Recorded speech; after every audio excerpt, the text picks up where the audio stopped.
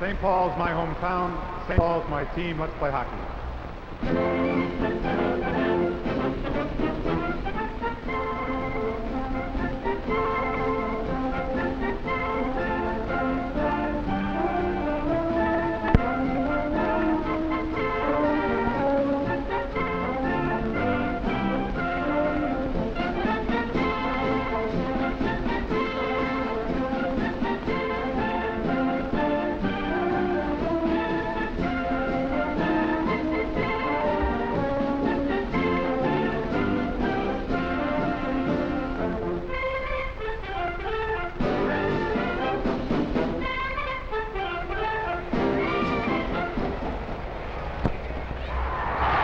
Believe it or not, the World Hockey Association has arrived. And facing off for the city of St. Paul, Mayor Larry Cohen. Here we are, is it or isn't it? Hockey Town, USA, St. Paul, Minnesota. Lots of luck to the Fighting Saints on Friday the 13th. I've had a hell of a lousy day on budgets. As we look back on the first season, I think it's remarkable that things went just very much as we thought they might. All in all, I felt that our players did an outstanding job. They were in nearly every game all year long. We won, I think, 16 one-goal games, perhaps more than anybody else in the league, and just hung in there very well, despite the fact that we did come up quite short in the goal-scoring department. I thought that because we were having trouble scoring, our defensive play by the whole team, an outstanding defense corps, some very solid goalkeeping, and a lot of diligent work by the forwards that kept us in game after game and in a position where we could get ourselves into the playoffs despite the fact that we were having considerable trouble scoring. We did have some tremendous individual performances over the year. Of course, Curran established himself early as one of the best goalkeepers in the league, and Jack McCartan did an excellent job along with him. Coming up with key save after key save, these two men gave our team a lot of confidence that we could compete with the very best in this very tough league.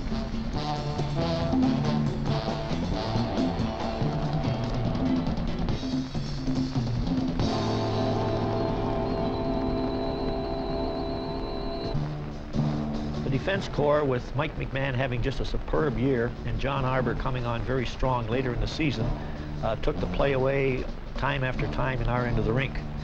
And men like Dick Paradise, Frank Sanders, Terry Ball, and Blaine Reidman made their presence felt often with a jolt.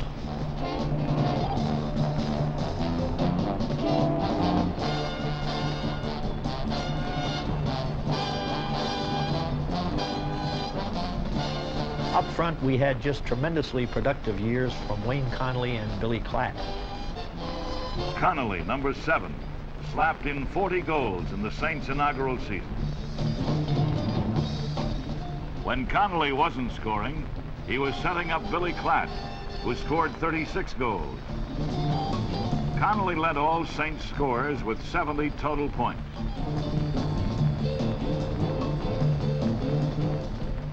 Some people just seemed to emerge as leaders, and it was very evident from our early days that Teddy Hampson was going to be the leader of this team. He never gives you anything other than his very best effort every second. Mike Antonovich, number 12, like every young star, received a rude welcome into the WHA. It was truly a baptism under fire. Mike Antonovich is a tremendous little competitor, and he's just one of those guys, it's a hackneyed expression, but he simply finds a way to beat you, and he's continuing to do it in this league. He's off to a tremendous start for a young guy playing a strange position in a tremendously tough league. He's simply been amazing. Huffer Christensen has the ability to make key passes and set up plays. His fierce competitiveness gave the team a spark on many occasions. His great stick handling ability was especially effective when we were on the power play.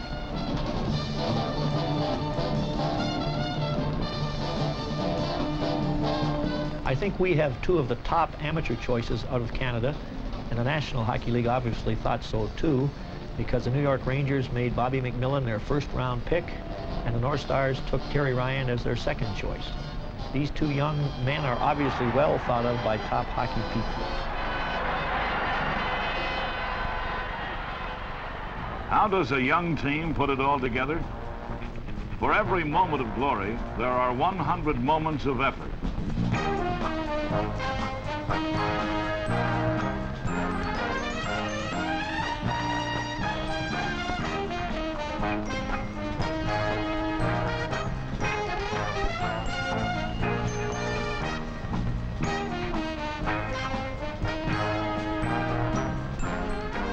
When that effort is total and the blending of individual skills is complete, a team experiences its most glorious moment.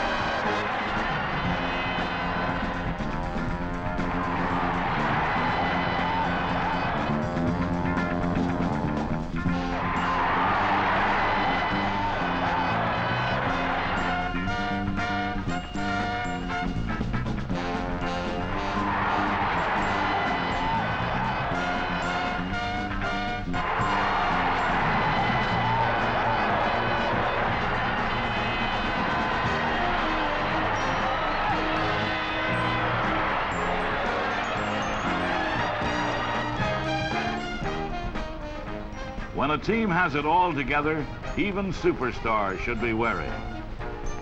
And when a superstar is felled, it is only a matter of time before insult is added to injury.